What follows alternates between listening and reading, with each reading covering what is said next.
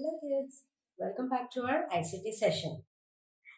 Today we are going to learn about OSS. Before going into detail, first I want to tell what we are going to learn in this. That is the objectives of this chapter.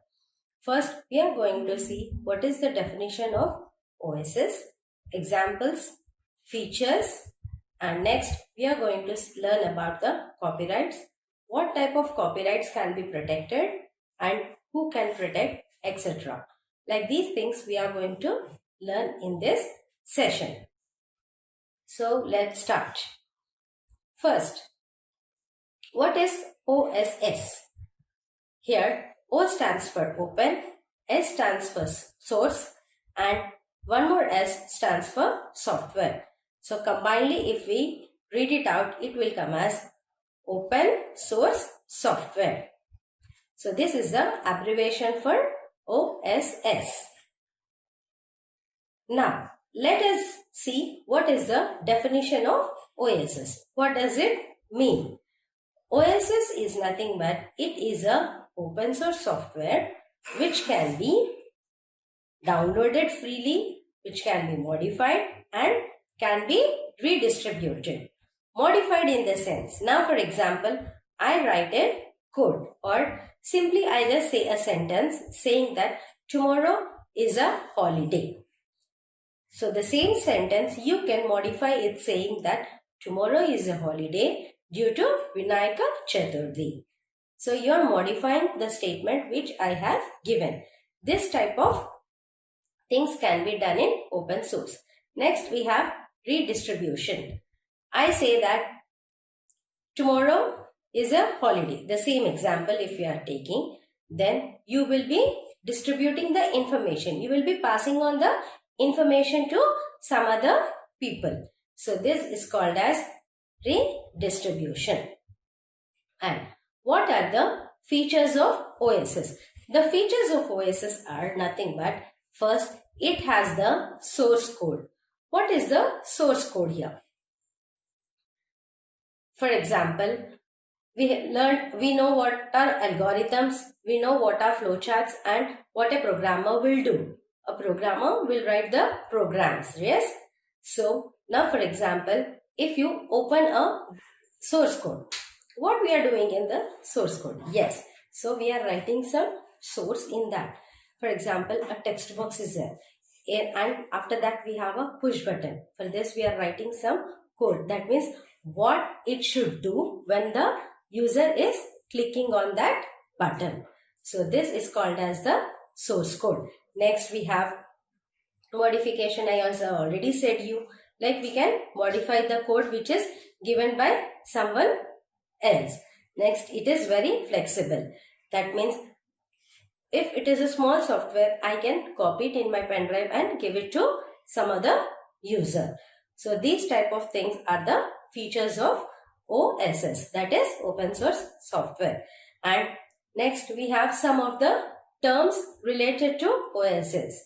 There are 3 terms we are going to learn in the OSS. One is OSS. The second one we have is FOSS. The third one is FLOSS. So we'll see the abbreviation of each one. OSS. It stands for Open Source Software. FOSS. Here F stands for Free Open Source Software. The third one I said you is FLOSS. That is Free Liberal Open Source Software. And if you observe here, OSS is common in the 3 of them. But the last 2 we have F and FL we have. F stands for free and L stands for liberal. So these are the 3 types of terms we use in the open source software. Next, we have some of the examples in open source software. Some of the examples are like Linux we'll have Mozilla Firefox, GNU, we have NetBeans, we have MySQL, etc. So Why? First, we'll take it as a GNU. Okay, we are taking a GNU as an example, first example. Why? Because it is a software similar to Linux where the user can do the modifications or he can create the windows, etc. So these type of things can be done in GNU. Next comes the Linux software. The best example is Red Hat. Yes, now I have a desktop in my computer, but I can use it both as Windows and Linux operating system. It is an operating system where I can write the code and design a few windows in that. This is called as about Linux.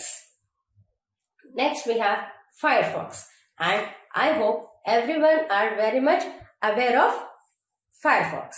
Yes, what is Firefox? What do we do with that? Yes, we have Google, etc. So what we are doing with that? We are gathering some information. If we want to browse any information, we are using Mozilla, Firefox and all. For all these things, we are going ahead with Mozilla, Firefox. So till now, we learned about 3 examples. Yes, the first one we learned is about GNU, which is users freedom software, and where we can download and we can write the source code. Next, we learned about Linux, and the third one we learned is about Mozilla, Firefox. The fourth one we are going to learn is about NetBeans. NetBeans. Net is not the tennis net, or beans is not the vegetable which we eat. Okay. So here it is a Java based program. That means all the Java based programs are done using NetBeans. Now for example, if gaming softwares are there, most of the gaming softwares are developed using Java only. So for that, we need to have a software called as NetBeans installed in our computer. So this is all about NetBeans. Next, I have a query saying that, are you coming to school tomorrow? Yes. So some of you will say that, raise your hand, yes. And if I say, I want all the pranavs in the class to stand up. So what will they do? How many pranavs are there in the class will stand. But if I say that I want that pranav whose SCTS number is 1, 2, 3, 4, 5, then out of 10 pranavs, only the pranav who is having the SCTS number 1, 2, 3, 4, 5 will stand. Why? Because whatever query I asked is related only to that person. So all these things can be done using MySQL, that is structured query language. Using some structure, we are giving a query and this is followed by a language. That's why it's called as structured query language, that is MySQL. These are all the examples of OSS. I hope everyone understood till here. We have learnt about the definition of operating system. That is, it is a software which can be downloaded and modified, etc. Next, we learnt about the features, examples we have seen. Yes, and we learnt about different terms also. In different terms, when I was saying you, I said you OSS and FOSS, right? OSS is operating system software and FOSS is free open source software. Yes, but now we are going to see what is the difference between OSS and FOSS, that is open source software and free open source software. Free open source software is nothing but it is a free software which cannot violate the freedom. Yes, and it has a source code or it may not have the source code also. This is open source software and that can be downloaded very easily. And here free open source software is nothing but it is free of charge, and we may have the source code or we may not have the source code. Sometimes the source code is available and sometimes the source code is not available. So the main difference is like source code may or may not be available in open source software, and here it is free of charge and source code is available when we download the software. This is all about the free open source software and open source software differences. Next, I will show you a pouch and I say that this is my pouch. What does it mean? This is my pouch means that I am saying that no one else can touch that pouch. All the whole and soul rights are mine. That means if I say that you can touch, only then only you can touch that. Otherwise you cannot touch that. Yes, but you may be thinking that like why ma'am is saying us about pouch. How is it related to computer? Right? Yes. So now with this concept we are going to learn one more thing that is called as copyright. And how is it related with the pouch? You might be thinking, yes, ma'am said the example of pouch and now ma'am is saying us about copyright. But how is it related with the pouch and the computers? Yes, in the computers also we have some of the softwares like that owner only has that full whole and soul authority. That means he is the whole and soul responsible person for that software, and without his permission no one else can download it or no one else can use that software or no one can modify the software without the owner's permission. Yes, like our house also. We can take the example of our house also. Yes, some of the people are staying in as tenants. Yes, when we are staying as tenants, if we want to put a hole on the wall also, yes, dig a hole on the wall also, we need to take the owner's permission. Why we are taking owner's permission? We are paying them rent. You might be thinking that yes, we are paying the rent. But what is the need of us to take the permission from the owner? But the whole and soul building belongs to the owner. Yes. So unless and until he gives you the permission, you cannot do whatever you want in that house. Yes. He may be saying that yes, I'll be giving this house for you for rent. So how many days you want to be here, you can stay here. But if you want to do any extra works, like if you want to keep any paintings, or if you want to modify your house being a tenant, then you need to take the permission of the owner. So this is called as copyrights. The next one we are going to see is what type of copyrights are protected. Yes, the main we have like literacy. Yes, we have English literature, we have math literature, Hindi literature. Yes, some of the authors have written that and they own that leadership on that.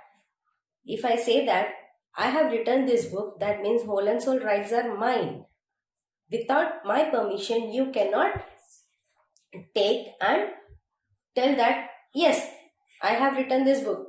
You can't just remove my name and write your name in place of that. So these type of things are called as literature works. Next we have musical rights.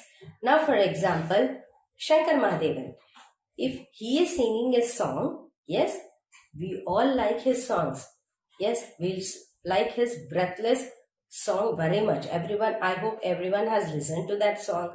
Yes, if I say that No, he did not sing that song. I have sung that. Then will he agree? Next moment I'll get a court notice saying that this is mine. How can you say that this is yours? Because I have wasted my energy and with my interest I have sung that. And now at this moment, how can you come and say that this is yours? So these type of things will be arised. So that's why they are protected. Next we have dramatic. Next we have sound recordings are there, some of the sound recordings. And next we have architectural and sculptures, like in temples. If you go to some beautiful monument places, there we see some nice sculptures will be there. Yes, they all were built some years back. But now are they modifying it? No, they are not modifying it, because they have been done by someone else and we are just seeing them and we are enjoying that. Right? But we are not modifying it or going and spoiling by poking with the needle or poking with a stone like that. Yes? Will they agree? No one will agree. So these type of things are protected. These type of things are protected by the copyrights. Next we have not protected. What type of things are not protected? For example, I have ideas. The first thing we can take it as ideas. Okay. Now I'll say that 3 plus 2 is equal to 5. You might be saying that, ma'am, why only 3 plus 2 is equal to 5? We can take it as 4 plus 1 is equal to 5 also. If I ask you how 4 plus 1 is equal to 5, you have your own idea to explain. And I have my own idea to explain that why I am taking 3 plus 2. And you have your own idea for that explanation. Next we have procedures or the experiments. Yes, ultimately we are getting the same solution. For example, if I am preparing a vegetable biryani, yes, I prepare it in my style. But if you are preparing the same vegetable biryani, taking the same ingredients, you might be doing in a very different way. Here the procedures are totally different. But I have my own idea and you have your own idea and procedure. So this is one of the procedures we have. Next, who owns all these things? That means the copyrights and all. The copyrights, etc. are all owned by the person who has created the books or the literature works, etc. Fine. Now, if myself and my friend is doing any work, I say that we both have combinedly done it. Or if in a group dance, if 10 members are performing a dance, then we say that this is called as XYZ group. This is called as spy group. This is called as boards group. Like that we are giving some name. So, but why here groups and dance came into our ICT class? Yes, I just want to explain you about joint authors. Okay. If, for example, for one book, if one or more number of persons, that is either one person or one or more number of persons are writing or publishing or doing anything with that, then these are called as joint authors. What these 4 people are doing here? Let us consider only these 4. So now what these 4 people are doing over here? They are doing jointly the work. Yes, one might be writing the story. One might be doing the proofing for that. One might be checking whether any errors are there. And one might be giving it for printing press to print. Yes, so all the four of them are doing. So this is called as, so all of them together are doing, right? So this is called as joint works. What is this called as? Joint works. Joint authors are nothing but where one or two persons belong to that book author, then that are called as joint authors. And if one or more people are doing that work, it is called as joint work. And so now we have learned what are copyrights, how they are protected, and next we have learned about joint authors, etc. But now, for example, if a person is suffering with cold, cough, or fever, yes, he might be suffering for a few days. That means, okay, 2 days or maximum 3 days. Or if it is a viral fever, it may go up to 1 week or 15 days like that. Yes, in the same way, how long a person can have the copyright on that product? Yes, unless he is alive or up to 70 years of age, he has the whole and sole authority of that. Once that person is died, then it can be used as freely and they can download it and they can use it. I hope everyone understood what are the things we have learned today. So before ending the session, I just want to recap what we have learned. First, we have learnt about the definition of OSS. That is, it is a software which can be freely downloaded, modified, and which can be redistributed. We learnt about the examples. And some of the examples we have seen are like Linux, MySQL, NetBeans, Mozilla Firefox, etc. And we learnt about the copyrights definition, who owns the copyright and legal authorization, etc. These all things we have learnt. And what types of works are protected in copyright, like literacy works, architectural works, dramatical works, sound recordings, etc. Next, we learned the differences between the operating system and free operating system, where here in operating system, the source code may or may not be downloaded, but here the source code is downloaded. So these things we have learned. And finally, we learnt about the joint authors and joint works also we have learnt. What is joint author? Yes, where two or more authors writing a book, that persons are called as joint authors. And what is joint work? Where a group of people doing the work, that is called as joint